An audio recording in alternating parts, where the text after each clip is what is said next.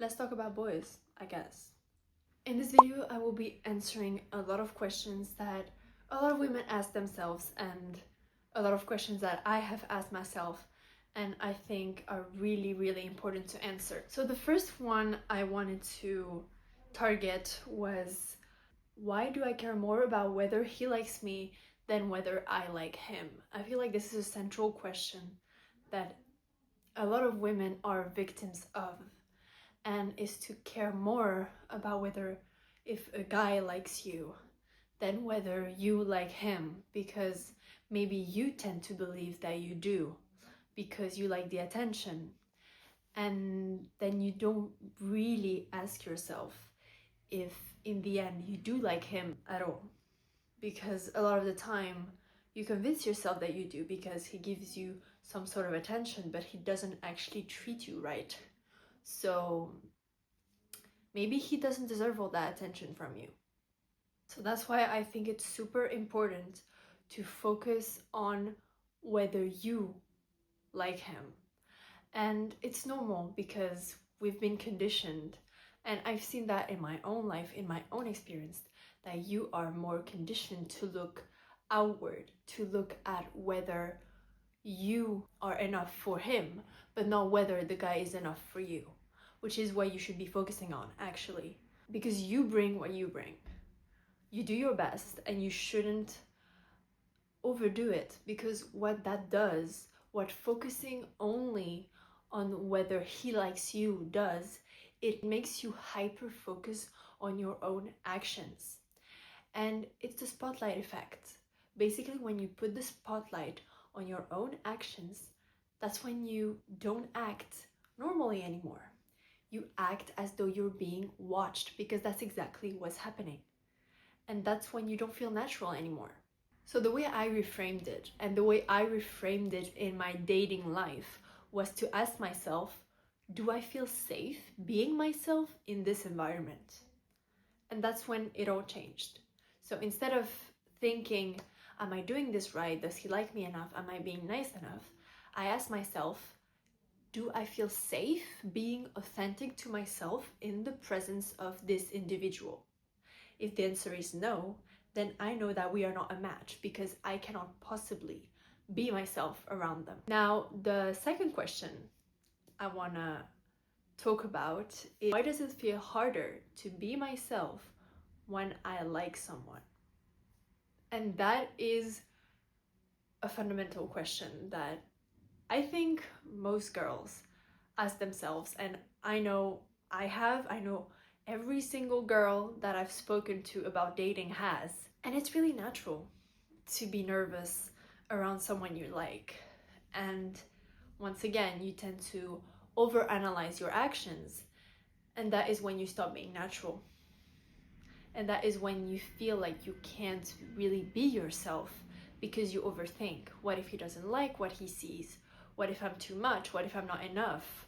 Once again, just because you like someone doesn't mean you should put them on a pedestal, because this is what's happening when you change your behavior based on the person you're with, based on the guy you're with, is because you think you're not worthy of being yourself in their presence, and that you have to overdo it, that you have to act as someone that they would like, because you assume that they don't like you the way you are. And it's just not true, because you are very lovable. And if they don't love you, well, that's just a problem that your ego will have to deal with, because it has nothing to do with your worth. It's literally just a compatibility issue. It doesn't mean you're not lovable. Someone not liking you back doesn't make you unlovable. It makes you guys not compatible. That's all. It has nothing to do with your worth. When you like someone, it activates your fear of loss. So basically, in order to reduce that fear, what your nervous system does is that it starts being more careful, less spontaneous.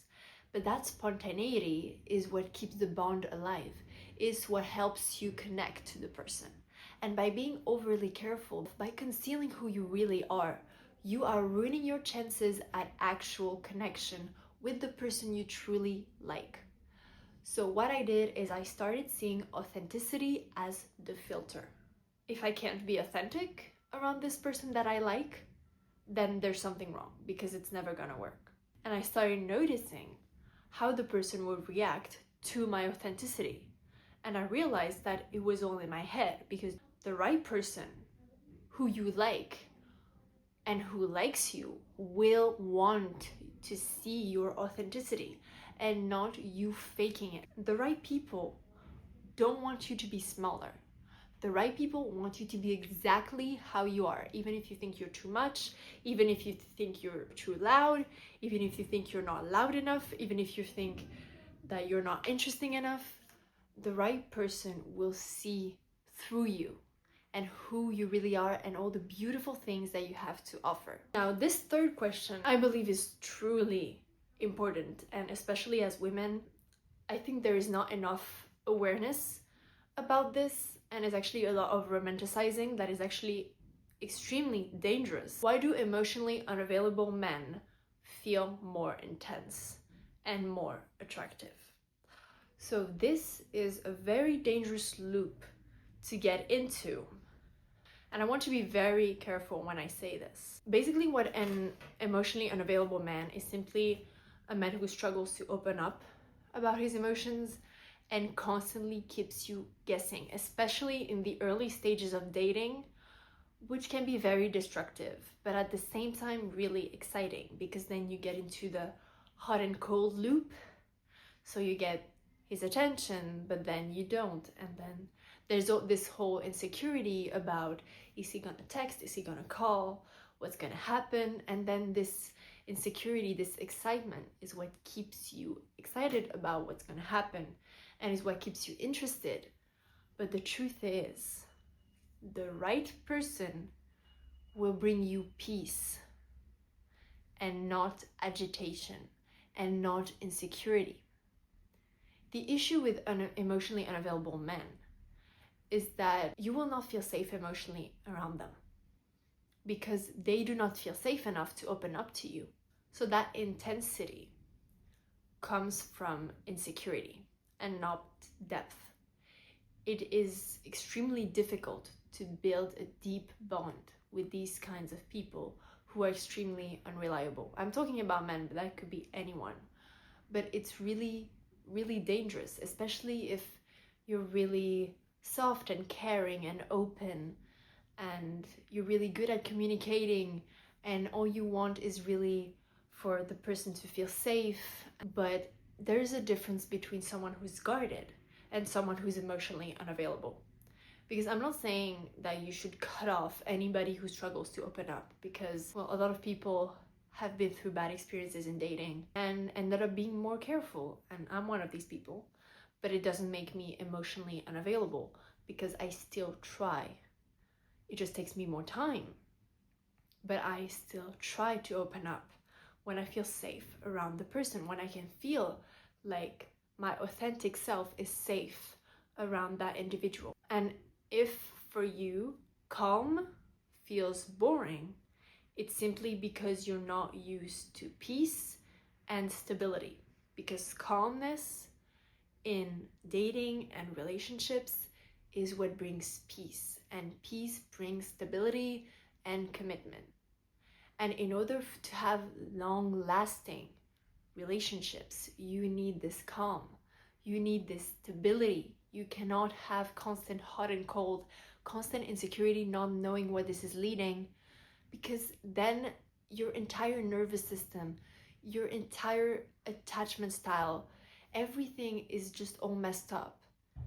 And then you end up struggling to connect with others because you don't even know how to connect with normal people anymore, people who do know how to communicate their feelings. And this is my realization and how it changed how I reacted to men, and how simply who I allow myself to engage with, and who I ended up being attracted to altogether. Because when you heal your attachment style, when you realize that you need stability in order for it to work, then you start being repulsed by chaos. And that is a great step towards healthy relationships. But this is just a little summary of this question that is really fundamental. Now, the last question, how do I stop overthinking every text and interaction? So this is actually something I've been struggling with pretty recently because I hadn't interacted that way with someone for a while. And when I did, I wasn't really used to it anymore. So my first reaction was to overthink and go through the worst case scenario.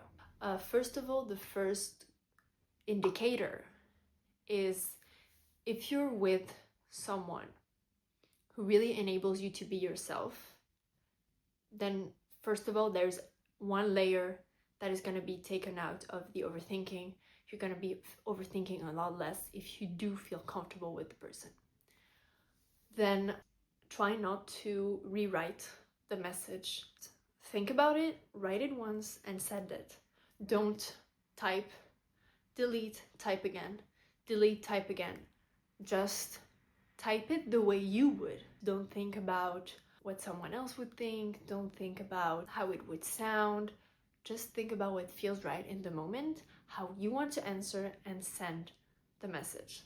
And the most fundamental thing that really helped me not overthink everything about the person I was speaking to is simply to get busy on the outside. Really have something that gives me energy, that grounds me, that makes me happy on the daily. So I ended up not thinking about it that much. Just have something that fuels your soul, that truly makes you feel like you. Whether it's a hobby, reading, writing, going for a walk, going to the gym, any of the things that can get your mind off it and really fuel you instead of someone else. Find a way to really bring that energy back to you once in a while. And that way, when you actually do have time to interact with someone, then your cup will be even more full and you won't have to prove yourself to them as much. Honestly, these questions are questions I've asked myself a lot recently, and even at every point of my dating life. And I really hope they helped you and gave you some additional insight. And if you have more, don't hesitate to comment. I think these are questions that are not necessarily spoken about. The usual questions are more, does that guy like me? Or how do I know if a guy likes me? I try to make this more about you. It should really be about how you relate to yourself. So I really hope you enjoyed this video. Let me know what you would like to see next, and I will see you in the next video.